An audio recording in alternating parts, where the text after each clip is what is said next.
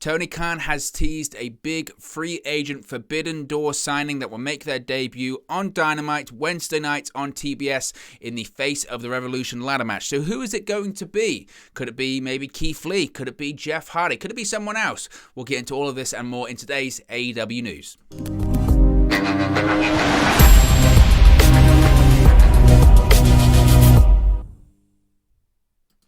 Hey guys, welcome back to Wrestling News 365. Hope everyone is doing very well. As always, there's plenty of news stories to get into today. So let's talk about AEW.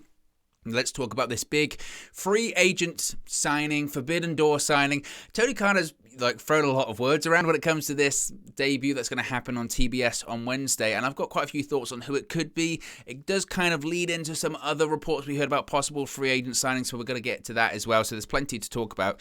So as noted, AEW President Tony Khan has been promising, a big announcement for Rampage on Friday night.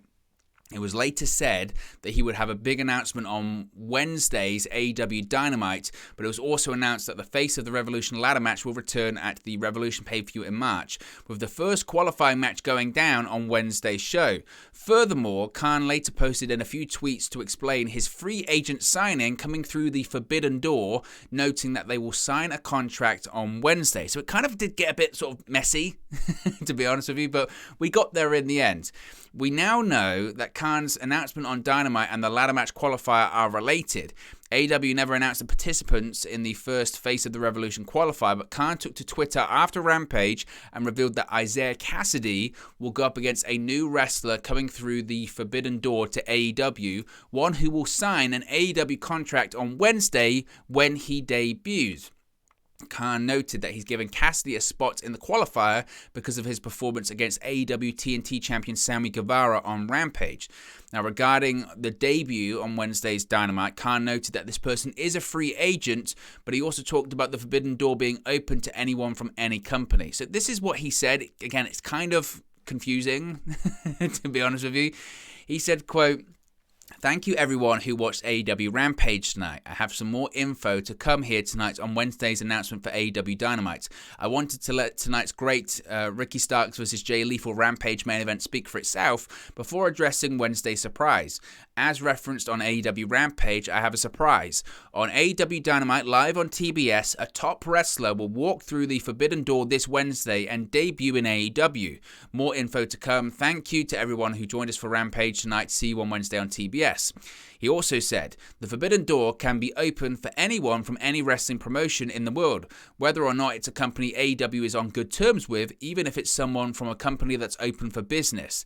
They're also welcome to slam the door in the face of their prior company. With a great showing tonight's AEW Rampage TNT title match, Isaiah Cassidy has earned a qualifying match for his spot in the Face of the Revolution ladder match with a TNT title shot at stake. His opponent will debut on Wednesday and sign a contract with AEW. Isaiah versus ? He then said, the big announcement for Wednesday's Dynamite that we referenced on Rampage, a free agent debut, and the person walking through the Forbidden Door are one and the same. They're walking in the door, signing a contract, and then slamming the door shut on Wednesday on Dynamite. So he had to clear a lot up because, again, it got really confusing as to what he was on about. Because when you say a Forbidden Door signing, you're implying that the whole Forbidden Door thing, the way I perceive it, is that a Forbidden Door person is someone that's walking through the door from one company to another. They're appearing on Dynamite, or they're appearing for whatever company they're appearing for, but they're signed elsewhere. I don't see how someone can be a Forbidden Door signing when they're a free contract. So I think that a lot of people perceive Tony Khan talking about a free agent debuting on Dynamite and a Forbidden Door appearance. I think people assumed they were two different things because they would appear to be, but he said no, the Forbidden Door person and the free agent person is the same deal. They're walking through the Forbidden Door as a free agent and signing a contract on Dynamite when they're going to be in this qualifying match. So that's what we're aiming towards. He got there in the end, but it was very, very confusing. So I don't really know what he's on about here. When he was saying a free agent, I was assuming it could be like there's so many right now, right? There's Keith Lee. We're going to talk about Keith Lee. There's Karrion Kross. There's a plethora of free agents. There's Bray Wyatt. There's Braun Strowman. The Shane McMahon. No, But there's people like that, Karrion Kross, Keith Lee, I mentioned Bray Wyatt. There's lots of people there. And so the free agent was like, well, take your pick. Who could it be? There's plenty of people there. The Forbidden Door thing, a lot of people assumed, or I certainly did, well, that's probably someone from either Impact or New Japan, considering they have good relationship with them. But now that they're a free agent, I think he's maybe hinting that it's someone from WWE that got released and shouldn't be able to appear on Dynamite right now, but is able to, which to me says that has to be Jeff Hardy. Like that, to me, that's the most likely scenario at this point. And I know people would say, well, how is that even possible? Jeff Hardy was released, in December? He has a 90-day non-compete clause, which means that expires in March or something like that, next month. So how on earth can Jeff Hardy appear on AEW Dynamite on Wednesday? This is pure speculation on my part, so I might be wrong here, but this is pure speculation on what I'm getting, especially when you're trying to read into what Tony Khan is saying, because again, you have to look at what he says. He also says that the Forbidden Door is open to anyone from any wrestling promotion in the world, whether or not it's a company AEW is on good terms with. That's referencing WWE. It also says, even if it's someone from a company that's open for business. Again, that's WWE. That's a Nick Khan line. Nick Khan has always said when it comes to rumors of WWE being up for sale, or we're open for anyone, we're open for business. And that's what Vince McMahon always says, right? We're open for business. So they're talking about WWE there. So for someone to be a Forbidden Door person, as I mentioned, that would imply that they shouldn't be able to work for AEW, or that they're technically tied to another company at the moment. And technically, Jeff Hardy is tied to WWE right now. Whilst WWE have released Jeff Hardy, he's still serving his 90-day non-compete. He's still technically under contract to WWE. So how is it possible that he would be able to appear on Wednesday night? My speculation is, and this goes back to the Jeff Hardy drug test. Jeff Hardy had that 6-man tag team match on the live event where he was working against Roman Reigns and the Usos, teaming up with was it Drew McIntyre? I forget his other tag team partner. It might have been Finn Balor. Either way, he was in this tag team match. And I think it was Xavier Woods, actually. Xavier Woods works the majority of the match, goes to the outside of the ring, walks through the crowd and disappears. They thought he was acting weirdly. He was sluggish. He was off. WWE said, you need to go to rehab. There's something wrong with you. We think you're under the influence. Jeff Hardy says, no, I don't need to go to rehab. I'm not under the influence. Takes a drug test and he leaves. And they say, well, you refuse rehab, so we're releasing you. Jeff Hardy takes the drug test and he doesn't get it back for like 6 weeks. We've heard this story here. He doesn't get it back for 6 weeks. And the reason he didn't get it back for 6 weeks is because he passed his drug test. He was negative on everything. He was fully compliant. And WWE then, I think, maybe realized, actually, he might have been telling the truth, or we got this really wrong. So much so, they offer him not only a return, but they offer to put him in the Hall of Fame. Jeff Hardy says no to your Hall of Fame offer and no to your return offer because you made me look like and implied that I was under the influence when I'm not. You played on my history and said that I was under the influence when I was not. So not only do I want a retraction, but also I want my drug test back because it's going to stop me getting future work. Eventually, through lawyers, he gets his drug test back. And I would assume, and again, this is me sort of jumping a little bit here, but I would assume he probably said to WWE, look, I've got you. I 100% have got you. You fired me because I wouldn't go to rehab. You fired me because you basically assumed that I was going to fail a drug test, which I passed. I've got you. I have got you for wrongful dismissal. I've got you for at least a couple of things here. Now, I'm not going to pursue this any further, but what I do want is for you to waive my 90-day non-compete clause, and I want to be a free agent right now. And I think that WWE did it. I think that's what has happened here. Now, again, I don't know that to be accurate. I'm just speculating. I haven't seen any reports that say that. But I think that might be what happened because that kind of lines up.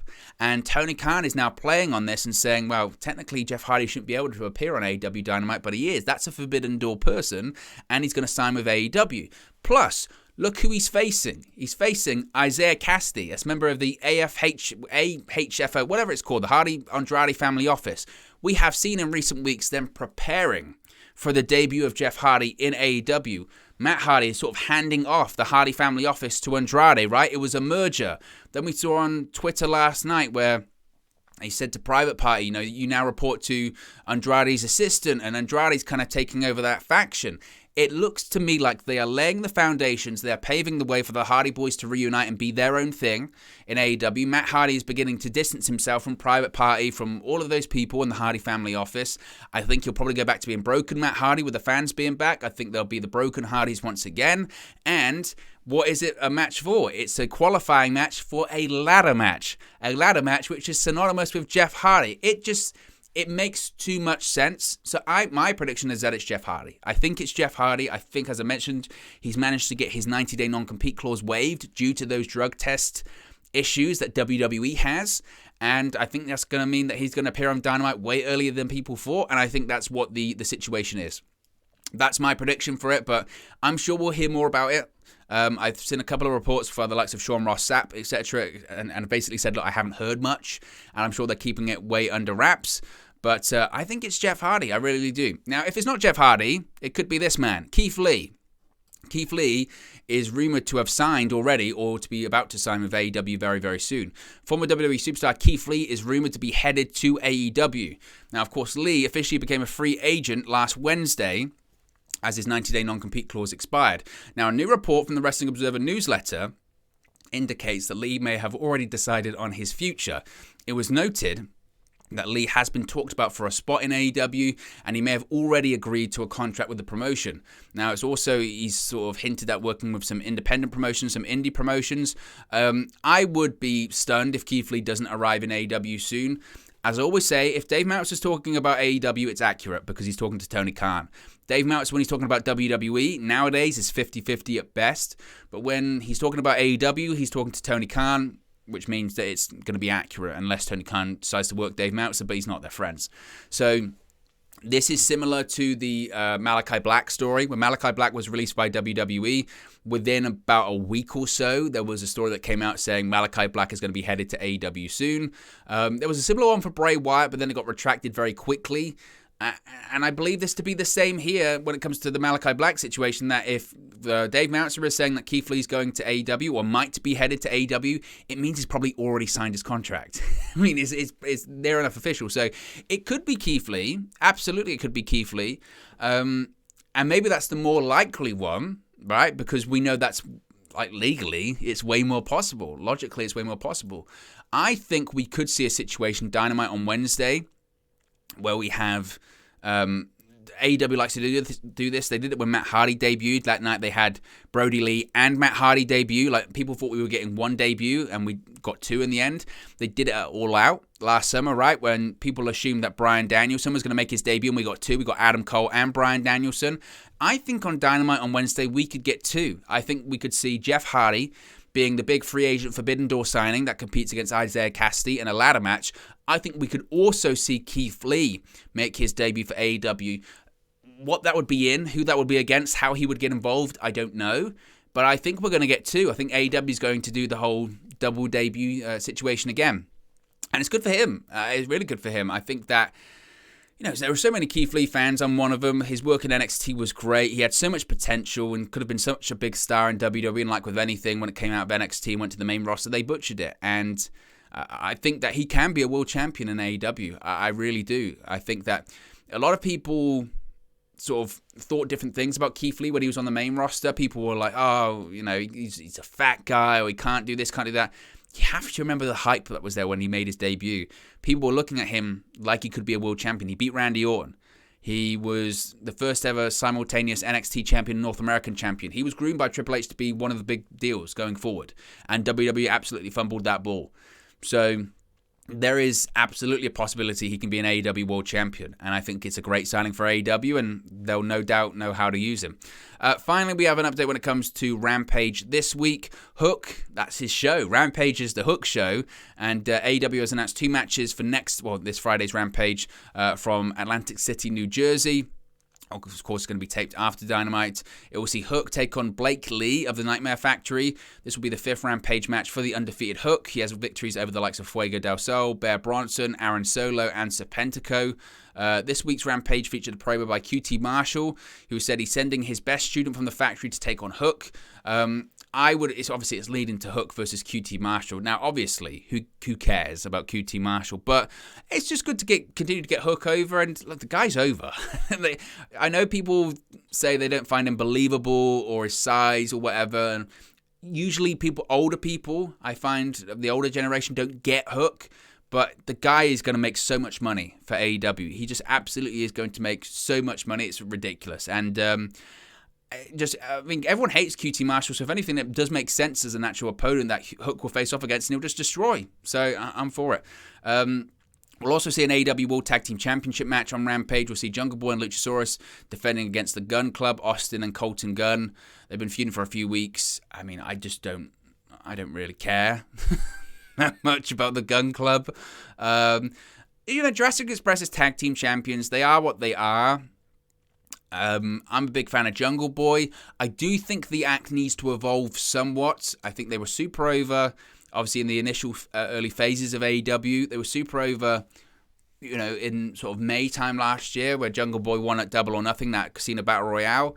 To me, it does seem somewhat flat at the moment, but they haven't really faced off against big teams, I would say. So that's something to look forward to as well. I'm looking at Jurassic Express versus Red Dragon, Jurassic Express versus the Young Bucks, Jurassic Express versus the Hardy Boys, Jurassic Express versus FTR. I mean, those names I think are the names we should be looking at. So, and it looks like they're going to be facing Sting and Darby, right? Revolution, and I think Sting and Darby are going to win the tag titles there anyway. So they might just be placeholders, to be honest with you. Anyway, guys, as always, be sure to smash a like on the like button. Be sure to subscribe, bottom right-hand corner. Plenty of AEW news coming in the coming days, and I'll speak to you again very, very soon. Hey guys, thank you for watching, listening, streaming, or however you come across this video today. Be sure to click on the video on the right there to watch our next video, or click the bottom there to subscribe, or the bottom right hand corner. Thank you very much, and I'll speak to you again very soon.